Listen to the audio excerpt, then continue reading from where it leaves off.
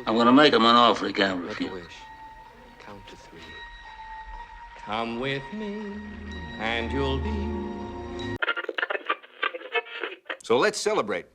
Put on your Sunday best, kids. We're going to Sears. Oh, extra, extra, read all about it. Me and that playboy in trouble again. Extra, extra. Tickets, please. Boss.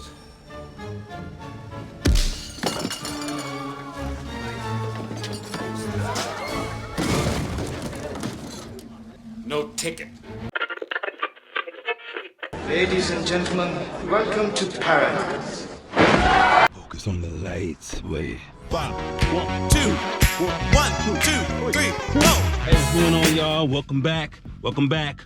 Real Motion Reviews. Real Motion Reviews. Welcome back to it, y'all. All right. So, I just left the movie theater. Checked out Mission Impossible 8, Dead Reckoning, or the final reckoning. Mission Impossible.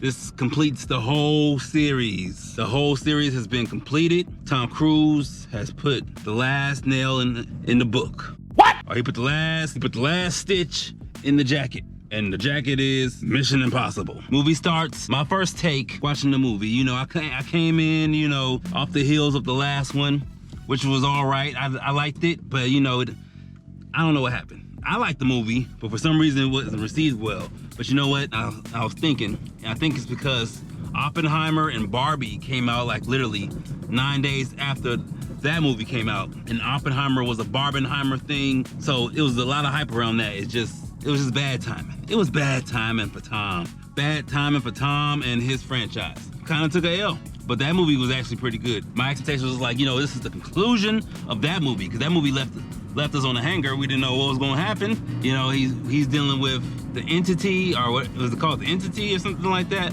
And it's an AI machine, and it knows a lot of stuff. It apparently knows all. It knows all, or whatever, or it knows some. It don't know all. So it's a stupid robot. No offense, ChatGPT. It didn't know all, but it knew enough to control things and how to control outcomes and how they would transpire. This is where we left off. I think it's like a little time has progressed, and he's trying to shut down the entity once and for all. That's where the movie carries on. It brings on the usual actors. You got Simon's character. I don't know if his name is Simon, but you also got the girl who is, you know, we know her as Peggy Carter, but in this, she's Haley Atwell's character. And then you got Pom, the girl that was also in Marvel movies. She's in this as well. My first impressions, personally, I like the movie. You know, I think some people had mixed reservations. You know, it didn't pack out with all the action, but it left. I was watching certain scenes. They were leaving my hands sweaty. I was really glued and into it. It didn't really feel like the traditional Mission Impossible movie. It even had the intro like midway into the movie, but it didn't feel like the other Mission Impossible movies. And I'm guessing he did it like that because it's the final draw. It's the last movie on the plate. I guess they were trying to go a little different, and it had a different approach. It wasn't as fast paced as the other movies were, but it did have its action scenes, and they were climatic. I'll say like that. Is climatic a word? But yeah, I think they were. I'm gonna use it. If it's wrong, it's wrong. They were climatic. The scenes were climatic and dynamic, and I appreciated those sequences. I appreciated them in the movie and how they transpired, and they were entertaining. The movie was a little kind of became slightly predictable. You didn't know who was gonna live and who was gonna die. Did you die? I got shot. But did you die? I say that. That's where it got unpredictable. And that's where it got a little interesting. And I'm not gonna say what happens in this movie. Spoiler-free review here. So my reaction is I enjoyed the movie well. I enjoyed what I saw. It wasn't the best movie? No.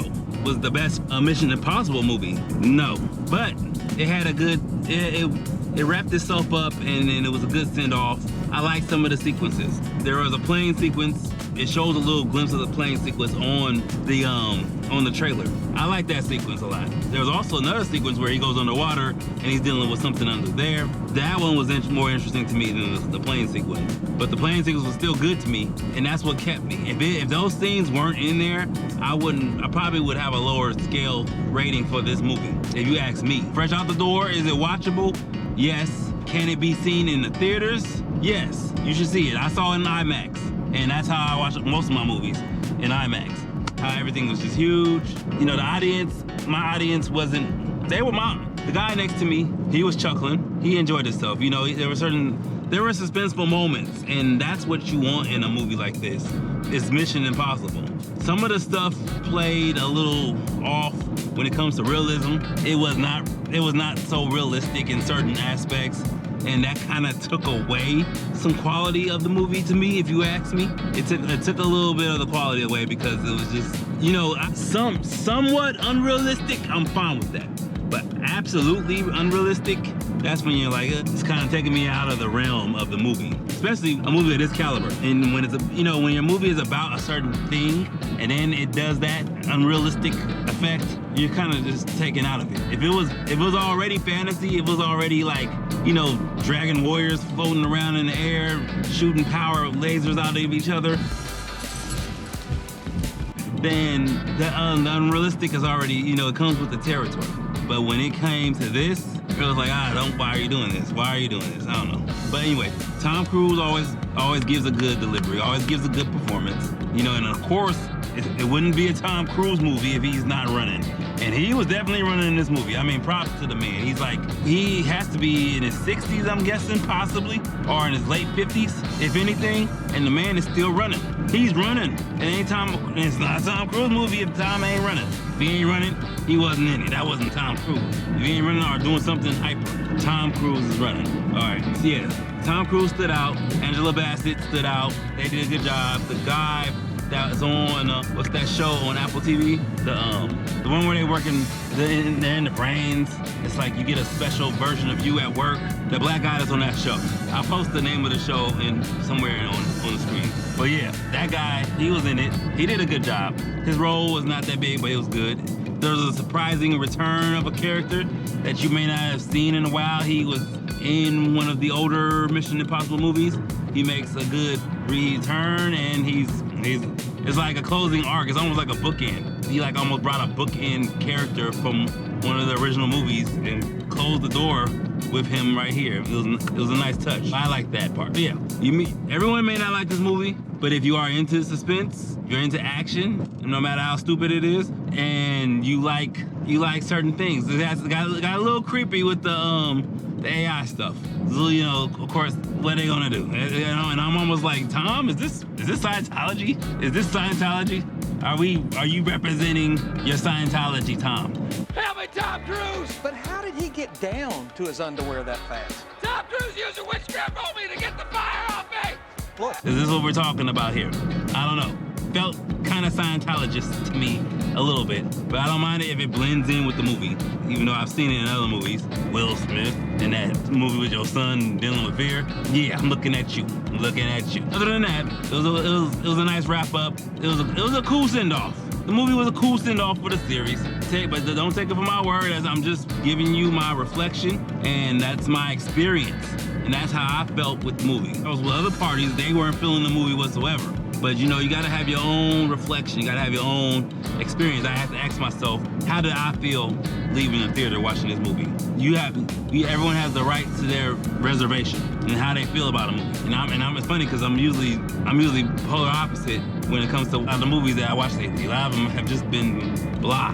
But this movie, it was cool. It was cool. It was a good send off, watchable. I will give this movie out of 10. I think I'm gonna go with, I think I will lean more towards a 6.8. Yes, 6.8. I'm doing my points. 6.8. It's not exactly a 7 to me, but it's not 5 or below, but it's upper 6, 6.8, and that almost feels like a C+. Yeah, 6.8, C+. That's my rating for this movie. Go see it. Tom Cruise, Mission Impossible. It's fun. It's interesting. You won't leave disappointed. I'll put it like that. You won't leave disappointed. and you'll have been entertained. Yeah, like I said, don't forget to like and subscribe. Hit that notification bell. I'll see y'all later. See y'all later. Peace. Almost forgot to mention, and yes, I got another sous vide, courtesy of Mission Impossible. Another one, another bucket of popcorn. Corn pop.